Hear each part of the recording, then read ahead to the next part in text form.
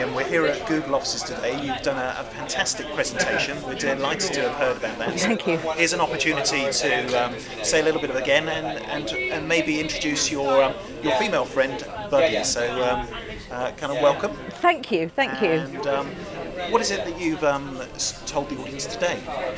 Well, I described in 6 minutes the story of setting up Star Awards and how we went down a happy route, so very influenced by Henry, rather than trying to go down the more traditional being angry, being coercive route. So my own background is that I've got a severe mental illness which has landed me in hospital a few times, sometimes voluntarily, sometimes not. And as a result of my experiences and having a deep appreciation of mental health ward staff, I set up a project called Star Awards to try to help staff make small changes that have a big impact on patients. And part of what happens is that Buddy is my support dog. I've taken off her jacket because she was, you might have seen, we had a few costume changes, but she has a little yellow support dog jacket and she comes with me everywhere to keep me a bit saner and a bit safer. And so Buddy also comes on ward visits, so she has visited hundreds of wards. Okay, and I believe you go back a little bit with Henry.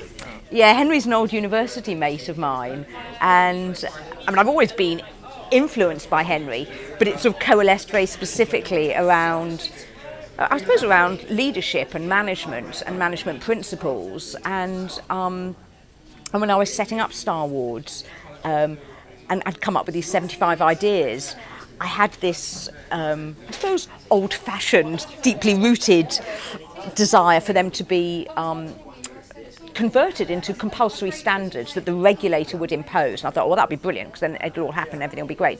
But actually, it would have just killed Star Awards. It couldn't have worked. And luckily, Henry influenced me to go down the route about being appreciative of staff, using the feelings I've got of deep appreciation and trusting staff and equipping and supporting them, so that everything that we provide, it's all voluntary. It's completely up to staff what ideas they take up, how they take them up, how they adapt them.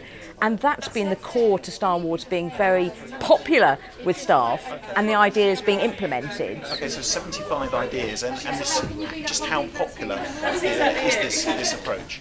Well, fantastically popular. I mean, it's been a bit like sort of water in the desert. I think staff mental health staff are so beleaguered and they're so criticised. I mean, classically, I think it's been said before, you know, mistakes are always picked up, and actually the heroic, profoundly skilled day-to-day work they do with us is just sort of overlooked.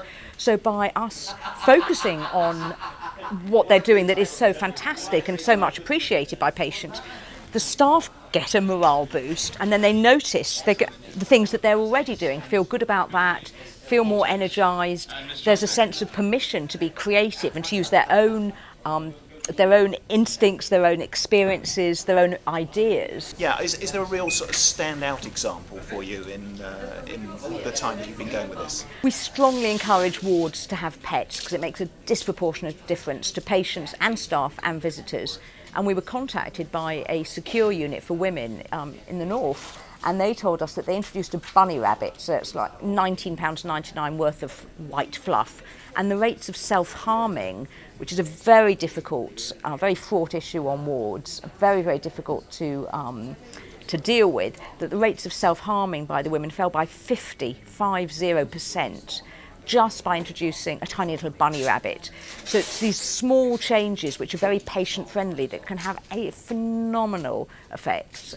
Okay, and as a result of hearing this video or listening to this interview, what would you like people to do? Well, I suppose it depends if they're ward staff or not. Okay. I mean, ward staff, we would urge them to look at our main website, which is called Wardipedia, which has hundreds of examples of great inpatient practice. And other people, I think I'd most like them to appreciate what a heroic job mental health ward staff do. None of us know when we might be needing support from mental health services. I was sane before I became mad. I was sane for a very, very long time, and then, you know, mid-40s, sort of lost it. It could happen to any of us, and we need to really respect the enormously skilled and dedicated work that mental health inpatient staff do. Okay, thank you very much. Thank you very much. Well done, Buddy. Very good.